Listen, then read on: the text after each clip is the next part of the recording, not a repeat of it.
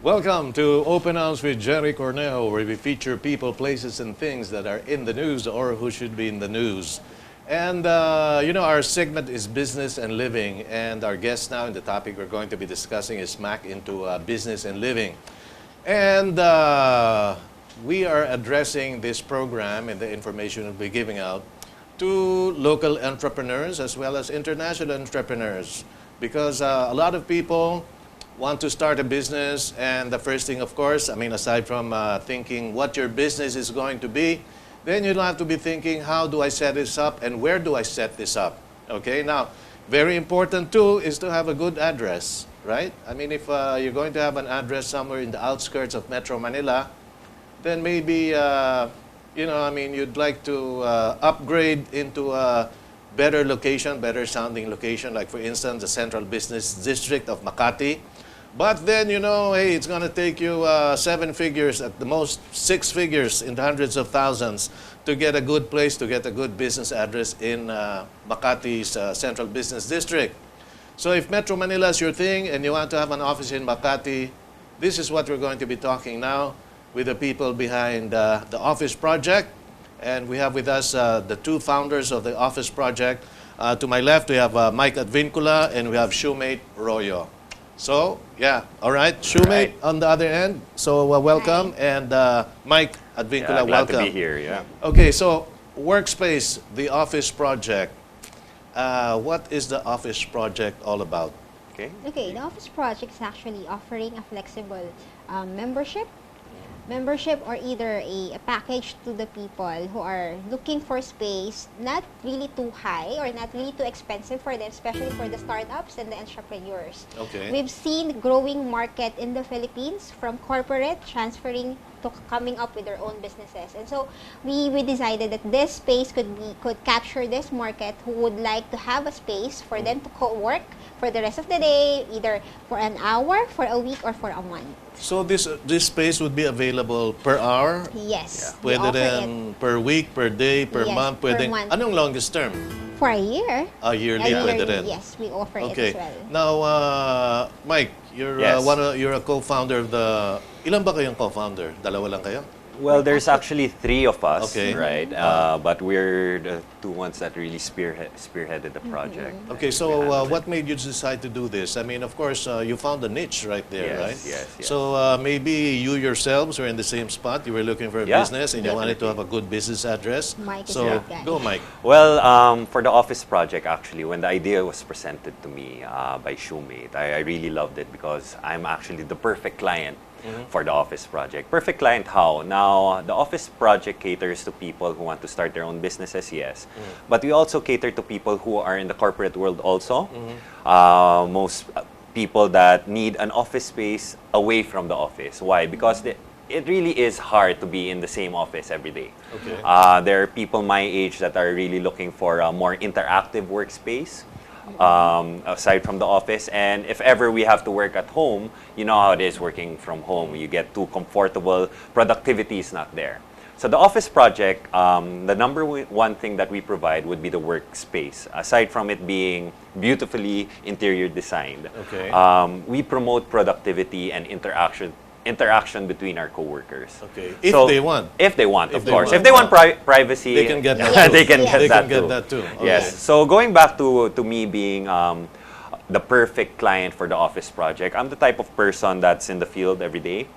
And there are times that I just don't want to be in the office. I want to be away from the office. I want to work on my reports. I want to meet clients. Now, the Office Project is the perfect venue because you can set up your appointments there. We have a boardroom for more professional meetings. All right. And of course, the one thing that promotes productivity, we believe, would of course be coffee, which which is provided for our coworkers, unlimited. Unlimited coffee. Okay. Yes, no matter how long you stay. You also have Wi-Fi, of course. Oh, Of yes, course. Of course, you have of course. Wi-Fi. we have that. And then, Shoemate, I was thinking, aside from a conference room, do you also have small cubicles or private offices, or is this you do? Actually, aside from the meeting room, Right.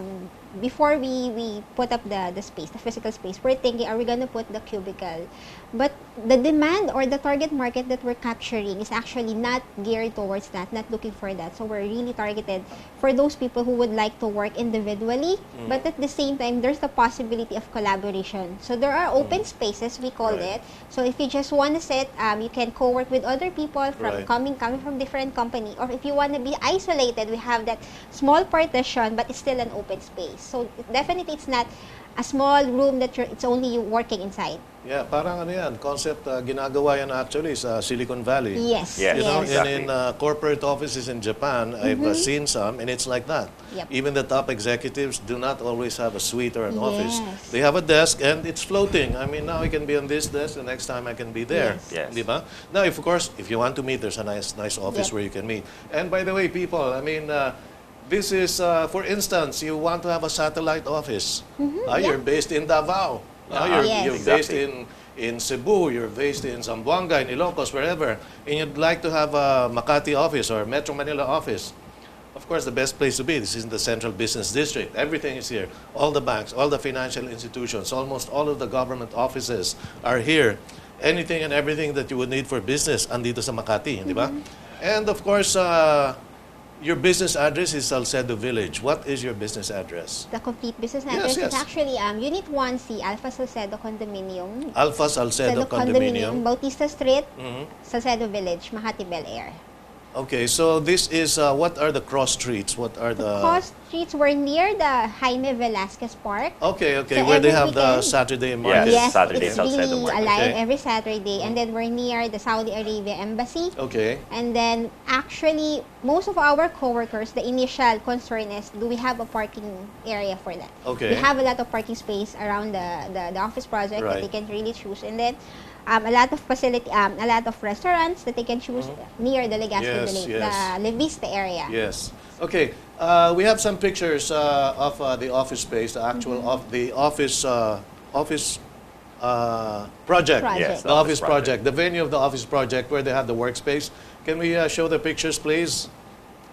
What is this? That one is That our... would be the receiving area. The Wow. receiving So as you area. enter, Impressive. yeah. All right. Yes. Next. Okay, as you enter, and then that's actually the back area. These are our designated co-working spaces. Okay. So that thing with the that's back more or less chair. the more private. Okay. Yeah, All right. more private desks, And and that's this- our pantry. Okay. That's where we serve, of course, our unlimited coffee. Coffee. And there's a microwave. There's a and microwave, a toaster, and a ref actually on the side, which our co-workers could use. Okay. And this would be. And those are this would be a picture of our co-workers working individually. And as you can see, aside from them working individually, you should take note that we did place dividers, Okay. but we also promote interaction wherein the dividers are not opaque. They're more or less translucent, right? Yes. Oh, ano naman to? So yeah, we usually have events as well here. okay. So it's That's how we capture that's how we communicate and how we connect with our community. That's actually one of the magazine launch or Yeah. purveyor. Okay. And then that one is a calligraphy session. Okay. These are individual workspaces. This is part of the no, workspace. that would be the casual working spaces, Yes, that's right? located in And this would front. be That's just a regular desk Okay, where regular anyone could desk. sit on. Yeah, or eat. that would be for 7 actually. Okay. Yes. Ito. That would be the same table at a Okay. different angle. All right. And then that would be the receiving area again. All right. And it says the office. And you have a full-time receptionist, of course. Yes, Yes, of course. Do you have a switchboard? Do you have a phone? Or We have a yeah. phone Okay. that's for the business okay. transactions. And so they can, all they have to do when they walk in there is bring themselves. Yes, Exactly. their Like laptops. everything they would need. Yeah, we have the printer, we have Okay. scanners, we have scanners. fax machine. Yes. You yeah, also we provide have- the PCs or the We Macs? have, No. we have a desktop Yeah. that's available Okay. for those who would like to just access their, example, they want to print something and they have to get it in their Okay, Gmail. okay. We allow them. Yeah. Otherwise, naman, yeah, bring your own laptop. Yeah, naman. you should bring your own Yes. laptop. Yeah. Yeah. I mean, okay. So, what do they have to bring? I mean, they bring if somebody's interested to register, would you require them to show their business permit or something like that, or no? They just No, walk not in exactly. Not and say, "I'm Yeah. Jerry Cornell and I want to rent a space for a day, a week." It's Yes. just like Yeah. entering a computer shop without the computers. Okay. Right. You just you actually pay for your seat. right? So you Okay. see which seat is available. Of course, the designated workspaces are more expensive as compared to the Of course. casual ones. Of course. Because for the casual ones, you're actually sharing the table with other people. Right, right. Unlike the designated, it's just for you. Right. And of course, we have the meeting room, which is available anytime, just as long as no one is using it. You can still work there. Okay. Right. So it really is. It's very casual. You can just walk in, Right. look for an available seat, and sit down. And then from there, we will provide the Wi-Fi password. Right. We'll actually provide you with a cup which you could use for your coffee. Right. And that's it. Okay, how do they get in touch with you? Of course, look for them on Facebook, The Office Project. Yes. Okay, so Facebook, I mean, there are 50 million Filipinos or more in Facebook. So, Yes, you know, yes. go to Facebook and look for The Office Project. If not, There you go. mobile number. Mobile number 0977 Okay, 824 Yes. 5896. okay. And, you know, they're really pretty efficient because when I saw them and I wanted to get in touch with them, they got back to me right away. So that was pretty good. You know, Yes. as a matter of fact, I mean, some other people whom I met who say they were in Facebook and I Yes. get in touch with them, and sometimes it takes days before Yeah. they reply, or sometimes I get no reply at all, which means they're not really active with their Facebook page. Yes. Di ba? Because other people put up a Facebook page and then not really man it. So by the time they get back, there are hundreds, if not thousands, of inquiries. But these guys are pretty efficient. So if you want to get more details about, you want a workspace in Makati City, whether you are in Makati, you're a startup, you want a satellite office, you're from out of town, you're from out of the country, and we are airing in 7 Asian countries. Oh, great. That's So nice. including Mongolia. So you Mongolians, if you come to Manila, you know, you can get an office here and get in touch with this number. It's a mobile number, 0977 824 5896. Okay, that's 0977 824 5896. And again, if you look on your screen, it says The Office Project. And that is what you look for in Facebook, or you can Google it. Or you can go to our website, which Go to your is website, go ahead. Yes. theofficeproject.com.ph. Okay, Simple as theofficeproject.com.ph. All right, so if you want to know rates, you have to get in touch with them. You have to call this Definitely, yeah. number, okay? Yes, yes. But definitely, the reason they're doing this is to make it affordable. Yep. You know, so you have nothing to lose by asking, so please ask. And are you full now, by the way, or you can still accommodate? What is the Yeah. situation now with your? Right now, we Oh. have 4 companies. One company all the way from Australia. They have developers who are working in our space. 3 of them, and then there are 2 coming in from Right. their company. And then we have a consultancy. So the members, official members of the Office Project is roughly around 5 to 10. Okay. 5 No, to 10 so right now now. you can still accommodate Oh, people. We can still Definitely. accommodate, Definitely. yes, Wonderful. yes. Yeah. As long as ahead of time, because most of the Of time we're course. full. Of Yeah. course. That's just because from 9 to 6 p.m., 9 to 6 p.m., it's Okay. the regular working space for everyone. Right. But in the evening, the space turns into an events place Yes. Okay. wherein we connect people from startup communities, entrepreneurs. Sometimes we do, creative art workshop every now Yeah. and then. Okay, Shumate, you got 30 seconds, and then we give Mike 30 seconds. Okay, hi. So we're inviting you if you're looking for a space in Makati, you can drop by in the Office Project. We'll be willing to accommodate your needs specifically for your workspace. All right. Mike? Hi, I'm Mike. And of course, if you are a startup entrepreneur and you need help in building that company, we're here to provide not only the workspace, but to coach you as well and connect you to other entrepreneurs that might help your business. Okay, so with that, thank you very much, Shumate, Royo, and Mike Advincula of the Office Project. So I am sure there are people out there now who are thinking of getting in touch with them. So that's 0977 824 5896, or you can go to theofficeproject.com.ph or look for them on Facebook, The Office Project. Okay, so there you go. You can get an office right now. You can get a mailing address, right? And so in the heart of Makati, it's a central business district. I'm Gerry Cornejo, and when we come back, we're going to be talking to a good friend of ours. I think it's his 3rd time here. He's been to the Oscars, he's been to Sundance and other film events, and all over the Philippines. And his name is ADRIAN BELIC, and we'll have him right after this. Stay tuned.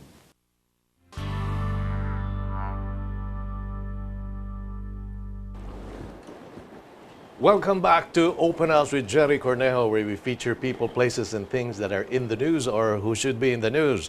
And our segment is Business and Living. If earlier we had business with the office project, now, hey, we're going to have some kind of wild living. And we have with us a filmmaker, a director, a producer, a man about town, an adventurer. So we're going to be talking about adventures in filmmaking. ADRIAN BELIC. Welcome again, brother. Great to Welcome. see you. Pleasure. Okay, so among other things, among many other things, one of the least things that he's done is he and his brother Rocco, they had their documentary entitled Genghis Blues, nominated for the Oscars, as in, I would like to thank the Academy. They were there. And you've also been to Sundance and many other film festivals. We've been very fortunate. And your documentary, if I recall right, received 70 awards, 70? Something like that, yeah. 70.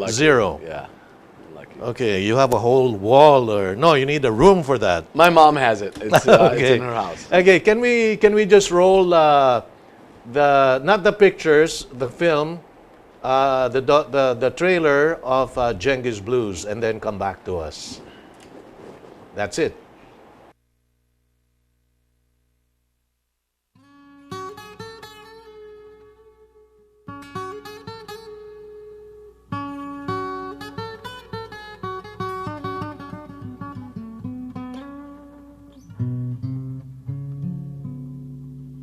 To shortwave radio.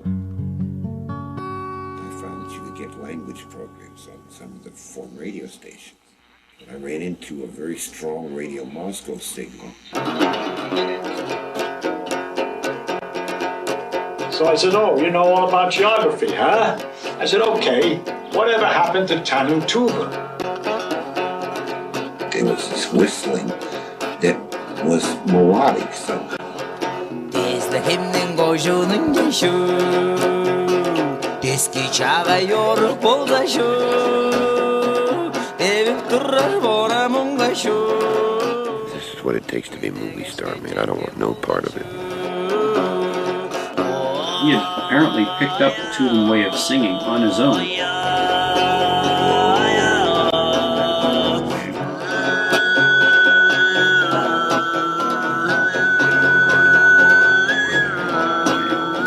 Why would someone want to check out Tuba? Well, I don't think it would be the place for a middle-of-the-roader. It's one of the last sort of adventure outposts on the planet. Genghis Blues, and here's the man who, well, half of the team that did it. So tell us a little bit about Genghis Blues, ADRIAN. It's a little film my brother and I made when we finished college, and we were debating whether we should go to graduate school or not. And we thought this was just enough of a cover to avoid grad school for another year. To go to this place called Tuva, which is in central southern Siberia, just north of Mongolia. And we'd seen a documentary about this place 10 years earlier when we were little kids.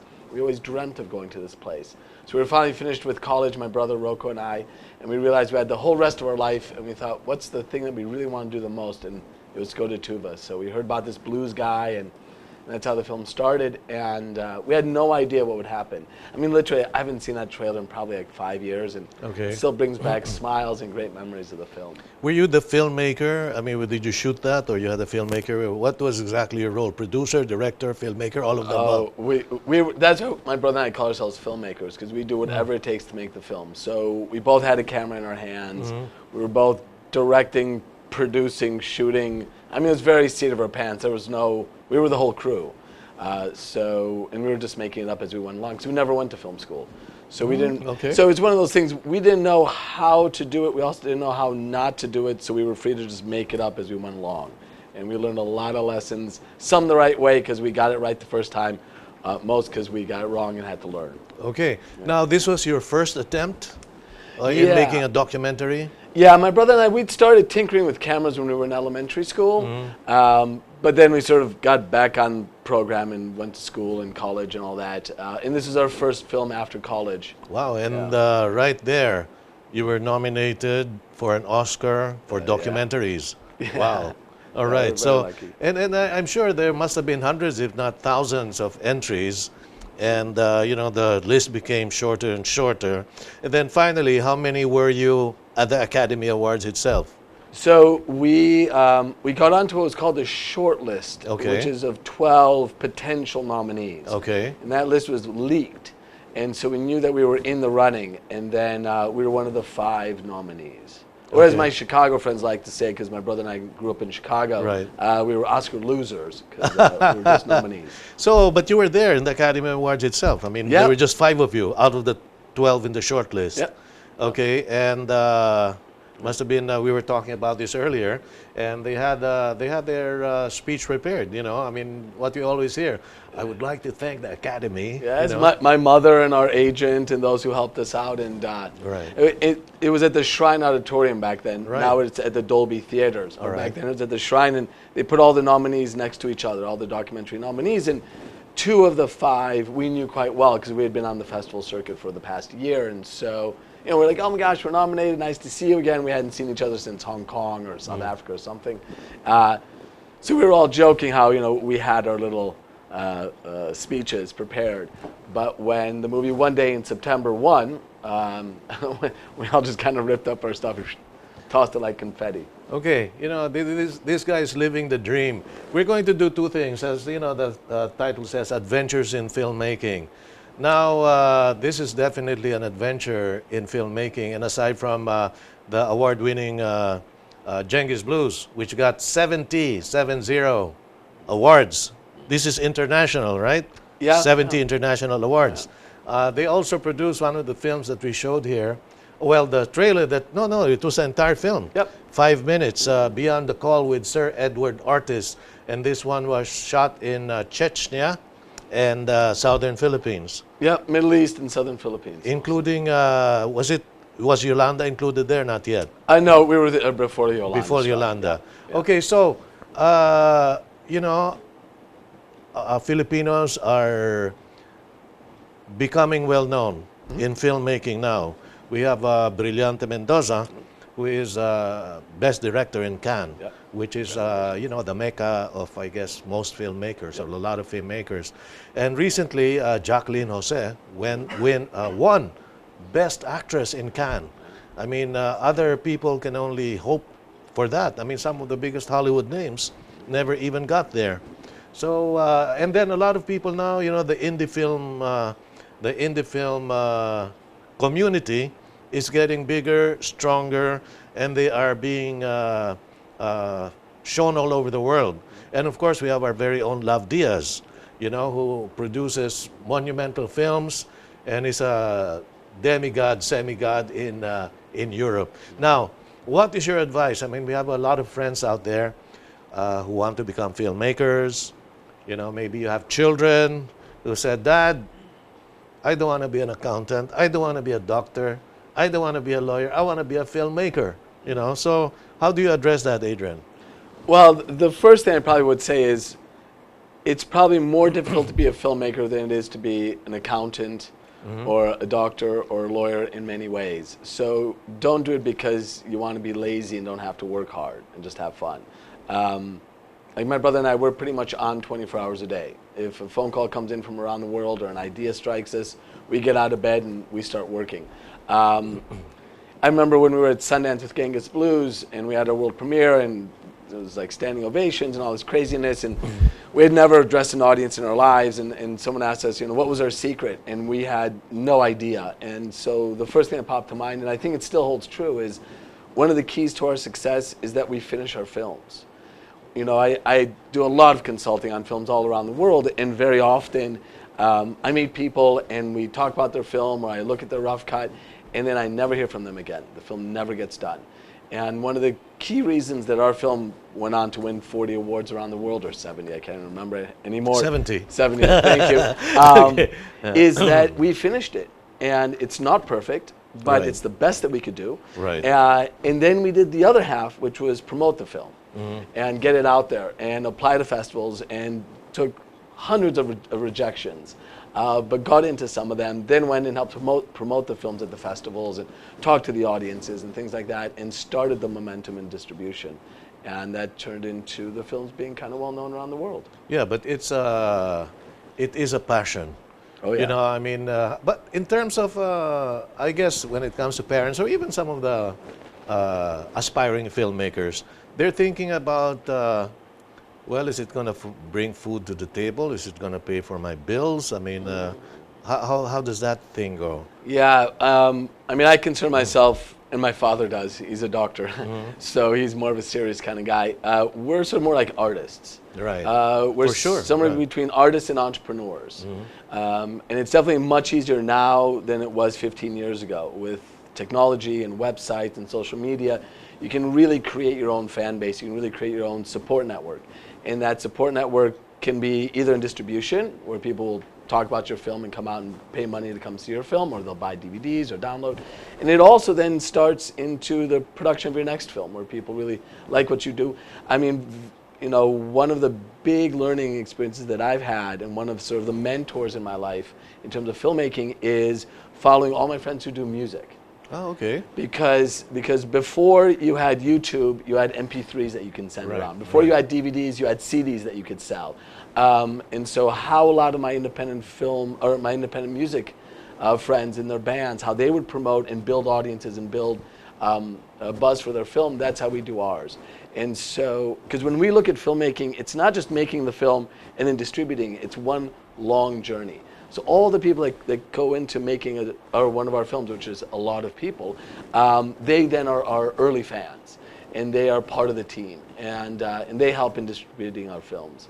So within the message here is you have to have the passion for it, right? I mean, yeah. and then it doesn't look like work anymore. Well, that Right? was the thing, It yeah. becomes fun. Sure. You know, I mean, if you don't sleep for 24 hours, 32 or 48, I mean, you're not complaining. Yeah. You know, I mean, in fact, work is good. I mean, if someone gave me $1 million now, I would go and continue making my films. And when I was a little kid, I remember hearing a thing, someone said, you know, if you do something you love, you'll never work a day in your life. Exactly, And that yes. really resonated with me as a child. And as a child, I didn't understand it, but now I understand what that means. You know, I sometimes ask people, I said, you know, would you ever put in a 40-hour weekend? And they have to kind of sit there and come to 40-hour week. Yeah, I'm like 2 20-hour days. Like, you know, have you ever done anything? Has anything ever drawn you where you could do that? And if it hasn't, keep a day job. Okay. But once you found something that can draw you a 20 or 40-hour weekend, you might want to give that a try. Right. You know, right. because you can always go back. You know, I mean, even to this day, even with whatever the success I've had, I know that at any time I pull out my passport, I pull out a credit card, I go home, and I learn to be a nurse, or I take accounting classes. Or, Right. I mean, there's always plan B. Right. And when we made Genghis Blues, it's basically just to have fun for a couple of years and then grow up and get Yeah. back on the train. And, Right. Get a real job. Yeah, get a real job in real life. And you know, I've been able to avoid that now for almost 20 years. So, so I'm very realistic. It's not a dream, it's a passion. Right. And it's diligent work and it's hard work. But as you said, I mean, we love what we do, and so it's Right. fun. You don't work a day in your life. I haven't. Okay. Hold that thought. We're going to be, well, you know, time flew. We're going to have another segment. Stay with us. We're going to be talking to Adrian BELIC, an adventurer, a filmmaker, and he also happens to be a filmmaker and a director. Okay? This is Open House with Gerry Cornejo, and we'll be back right after this. Stay tuned.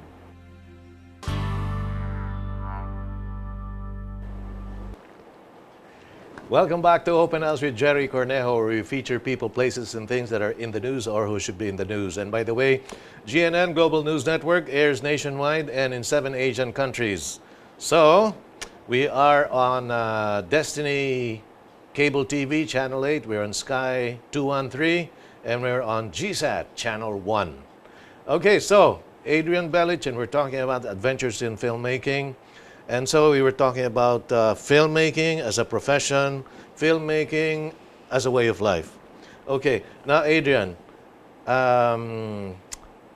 you've done something that I'm so amazed at. I mean, of course, I'm amazed at you getting into the Academy Awards. But then, you know, since I met you a couple of years ago, and we've been following each other in Facebook, and one day you're all over the world, as a matter of fact. You know, in that way, you're really living my dream of making a film, which I haven't started. I have a lot of ideas, and you're right. If you want to make a film, start it. It's not going to be perfect. That's what stops people, right? You're thinking, I'm going to make the perfect film. You're never going to start because you're never going to make the perfect film is the finished film. Okay, now, Adrian, one thing you do is you travel all over the world, and I know you don't have 100 million to work with. How do you do it? We've talked earlier. There are over 200 countries in the world. You've been to half of them, roughly 100. How do you do it? Do you have a lot of money, Adrian? Yeah, no. I have very little money. I have far less money than people would assume that I do. I think one of the things, because I get this question sometimes from friends of mine who make a lot more money than I, but feel like they can do far less than I can do. And one of the keys, I think, to my success is I look at my life literally as a creative story. And I wonder to myself, every year I think to myself, where does Adrian want to go? Who does Adrian want to meet? Where do I want to learn? And that's how I decide how I'm going to do my life. And so, for example, I'm flying to Bhutan, or I'm flying to Burma next week. And so next week I'm flying to Burma, and a Spanish television station is flying me from Manila to Burma. Then a Philippine producer is flying me back to Manila. Then a European company is flying me to Europe the next day. Then another Philippine production company is flying me back to Manila. Then I'm taking the money that I'm earning there and I'm going to Bali. Then I'm taking some of that money and I'm flying myself to Bhutan to film a nonprofit project there for free because I've made money in Burma and in Europe. And that's how I'm going to travel to 3 continents in 2 months with very little money. And you're talking very little money. Yeah. I mean, you don't stay in 5-star hotels. No, I have, and when they're offered, I say thank you, and then I usually invite my friends to stay for free. And we all go and enjoy the buffets and the hot tubs and pools. But no, I do. I've slept everything from bombed out hospitals to 5-star hotels in Beijing, and for each place I stay in, I'm grateful. For each place I stay in, I realize how fortunate I am, and I don't judge anything, and it's all appropriate. It's all part of the flow, and it's part of what needs to be done to get the project finished. So in other words, just like filmmaking, if you want to travel, just do it. Yeah. I mean, you mean you like, for instance, from here, we talked earlier, you said you're going to Burma, to Myanmar. All right. So do you know what to expect there? I mean, is something waiting for you there? Or are you just flying there and hope that something is going to happen there? Or what is it? Yeah, I'm going there filming with some new friends of mine from Spain. Okay. And we're going for a project, but we have no idea what that project is going to turn out to be. I mean, there's a story there, but we don't know who the characters are. We don't know what the story is. Right. So we're going for 10 days and just living with these people and trying to find out what the story is and who the main characters are. So, yeah, like 90% of what I'm going to be doing in Myanmar, I do not know yet. I will talk to you in 2 weeks when I return, and I'll have all the answers for you. But at the moment, I've got like 10%. So sometimes I see your post. You say you're going to a certain place, and serendipitously you meet somebody who's also going there, and you hitch a ride. And when you get there, somebody offers a place. So So all of these things actually just happen, and I mean, are you just an extremely lucky fellow, or for those who want that kind of adventure, for those who want they have the health, they have everything it takes to travel. So the last thing you should worry about is the money. Am I right? Yeah, or not really. So I look at it in a more broad perspective. It's resources. Okay. Money is one aspect of resources. All right. And so because I have a broader definition, I look for a broader sort of amount of possibilities. So, there's sometimes, I hitchhike, or someone says, hey, I'm staying at this hotel and there's an extra bed, or, we've rented a condo, there's an extra room. But here's the thing.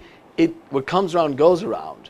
When I'm somewhere and I can offer something to somebody, hey, I'm driving somewhere, or I have a free room to stay in, right. I look for opportunities to spread that around. Now, whether it's some giant karmic thing or whatever, I don't know. But what I do know is that when I live in that way, those things tend to happen more. For my friends who want to do that stuff but live in fear, this is mine, it's not yours, can I trust you? I don't know who you are. It's usually a self-fulfilling prophecy. They will meet mean people and selfish people. And I go out and I assume that everyone is going to be probably nice. And 99% of the time, I'm right. Right. And that's a pretty good batting average. It's good, but I'm telling you, that's the reality. And what's fascinating to me now, as opposed to, let's say, 20 years ago, is social media shows us that. You know, things like Uber, things like Airbnb and things like that. You know, you let total strangers into your house. Now, how many people have been killed in Uber? How many houses have been robbed in Airbnb? Almost nothing. I mean, it's fractionally small. And so what I love is that the way I live and the way other amazing people that I've met live, and those who have inspired me to live like this, you know, the new digital social media world is proving these numbers right. The vast majority of people are incredibly kind. At best, neutral. They'll just ignore you. Right. Hey, right, hi, could you help me? To And be they just walk indifferent. away. Exactly. Right. That's usually the worst thing. Right. And the thing is, I always have a plan B. You know, if I go to a country and something, because even sometimes I go to countries and everything seems to be planned, and then things go wrong. Right. I stay at a hostel for a couple days. I change my plane ticket. I land on an airplane and then I catch a train to another town. There's always plan Bs. I mean, there's a million plan Bs. And so, because of that, I just don't live in fear. And it's not because I live in a dreamy world. I live in a very rational world. This is how the world is. And I think that life is very much a self-fulfilling prophecy. People always ask me, should I come to LA? I want to make movies. Should I come to Los Angeles? Like, I don't know, should you come to Los Angeles? You know, how are you doing in Oklahoma? How are you doing in Cebu? You know, are you making films in Cebu? Maybe you should stay in Cebu. They go, oh yeah, because if I come to Manila, it's going to be, you know, traffic and nasty people and all this stuff. And I tell them, if that's what you think it is, you're probably right. Because I'll introduce you to a bunch of nasty people in Manila or New York, you know. But if you think that Manila or New York or anywhere else in the world's amazing, I'll introduce you to millions of people like that. And I choose to see the world that way, and that's the way the world appears to me. Right. And if it doesn't, you know, I say I apologize and I go get a hotel room. Right. A plan B. Yeah. A plan C. Yeah. Right. There's but plenty of them. Okay, I get it. I'm starting to get it. The thing is go. The thing is move. Do it. Yeah. Right? Do it. Try it. Do it. No, if it doesn't work, you just go home.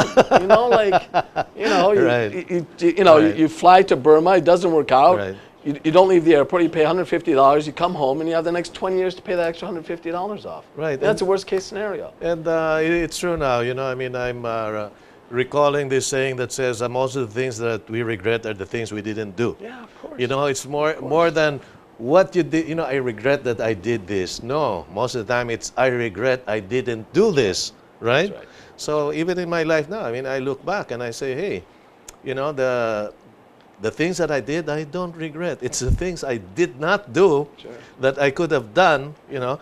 I mean, but come on, 100 countries. I must have traveled to at the most a dozen or a little more than a dozen. Yeah, but 100, I mean, that happens only in novels, you know. I mean, that happens to Harry Potter and and Indiana Jones, you know. Or a lot of my heroes when I was a child. You know, my heroes were the great adventurers, were the great journalists, were the writers. Right. You know, those are my heroes. My heroes weren't some reality show bimbo or some jackass, you know. Like, it was these extraordinary people who, you know, dreamt big dreams and did them. And, and I read their books and I looked at their photographs and I thought, you know, maybe I could just do this. And so, you know, I started by walking across the street when I was a little child to the park by myself, and then, you know, signing up for that overnight program, you know, with the planetarium. And I mean, you know, I didn't start by just jumping on a plane and flying to Belize. Which you've done. Which I've done. Belize is a lovely place. Yeah. And, you know, and I have to say, I mean, the more time I spend in the Philippines is an extraordinary place. Yes, literally, the longer I spend here, the less I think I know of the place. Because the more I discover, I can learn from. Okay, and by the way, if you want to take this guy to Ihawig, I was telling about the Ihawig Penal Colony. Where is it again? Puerto Princesa? Yeah. It's in Palawan. You know, it's a place where there are, it's a prison, it's a penal place, but no bars. People are free, you know, they can plant, they can do things, they even have communal homes where you can bring your family. So it's really, you know, you really get reformed instead of getting into a jail and becoming bitter. By the way, speaking of jails, one of the amazing things this guy's done, just a couple of months ago, I saw you had a picture, and I found out that this was in Cebu, and you stayed with in a prison in Cebu. Can you tell us just a little bit about Yeah, that?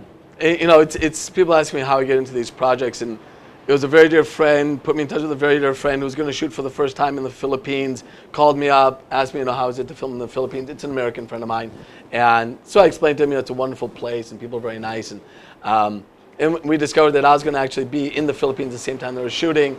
So I said, why don't I just fly over to Cebu? I was in Palawan. If you need some help, I can help. And so I flew in and spent the next 8 days, 12-hour days in prison. In prison? Filming, yeah. So you're talking about Awesome. hardened criminals? You're talking about Yeah. I mean, I was in solitary confinement for, hours at a time and in the solitary prison cells. confinement? And, Okay. But of course, this was in pursuit of a documentary. Yeah. What we should do exactly that. were you doing inside? You were taking pictures? Yeah, I was the second camera. Okay. My friend was the main camera, so he was Right. doing all the interviews. Right. And then he would tell me what they talked about, and then I would go around the prison for hours at a time with, first it was with guards, and then we sort of got to know everybody in the prison after a few days. So I just went around with the sort of most influential prisoners. They would just take me around and I'd film. Holy smokes. great. Okay, so this is the guy who's rubbed elbows with the Hollywood biggies, at the same time got shot at Chechnya. And of course, I'm so thankful to our good friend, our mutual friend, Sir Edward Artis, for introducing me to Adrian. And this guy is living a dream, and his message is, there's nothing to it, just do it. Yeah. Right? So, Adrian, the people of the Philippines listening. Not only that, several countries in Asia. What's your message? I always get very nervous about this stuff because it's really not about my message, it's about your message. What is it that you want to do? And just go try it. Just try it. Literally to this day, even with all my successes, I still think to myself, well, if everything goes wrong, I'll just go home. I'll go home and I'll get an accounting degree, or I'll get whatever nursing degree, or I'll learn construction, or whatever it is. And I've been very fortunate through a lot of hard work, some lucky breaks, that I've never had to do that plan B. I started living my dream and I continue to live my dream. And I've made great sacrifices. I'm not rich, but I live kind of like a rich person. Many of my friends make a lot more money than I sort of wish that they lived like me. But the key thing is, as we've talked about, is I follow my bliss. I'm very happy with what I do. It gives me great fulfillment, it gives me great purpose. I meet extraordinary people.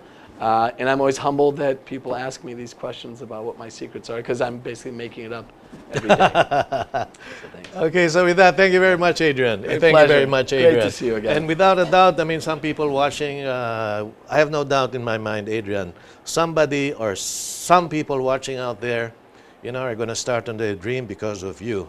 Well, because of us. Because of us. Okay, so thank you very much for staying with us during the past hour, and with the grace of God, I'll be back next week featuring people, places, and things that are in the news or who should be in the news. I'm Jerry Cornejo. Take care. I love you. God bless you.